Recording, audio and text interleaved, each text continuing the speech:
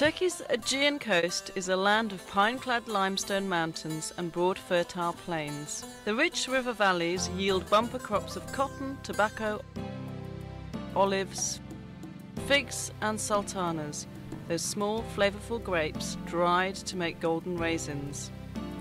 The Aegean climate is mostly mild and pleasant, with hot dry summers and cool rainy winters.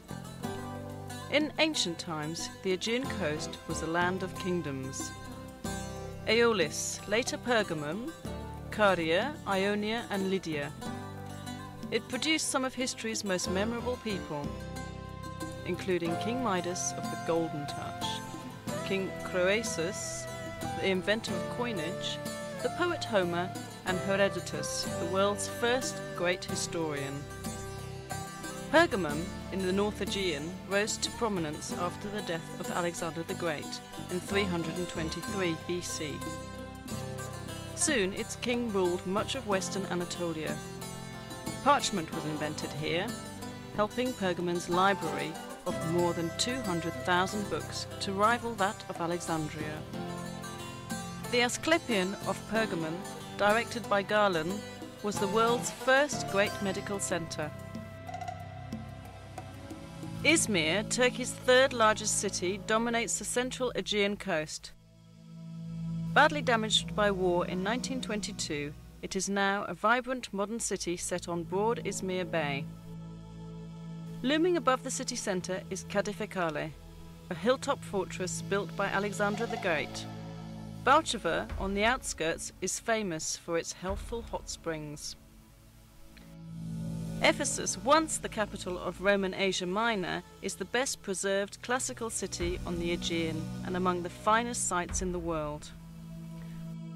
Walk its marble streets past classical temples, libraries and houses to the 24,000-seat Great Theatre, and you can easily imagine yourself transported back to Roman times.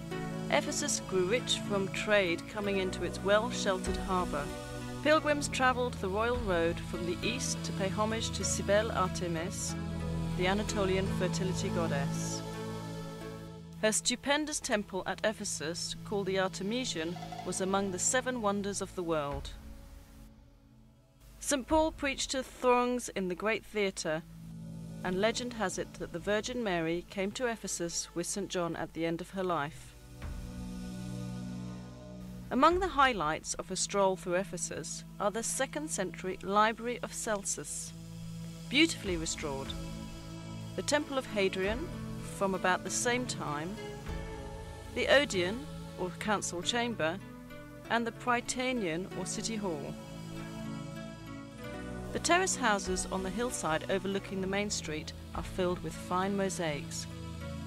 Many have been restored.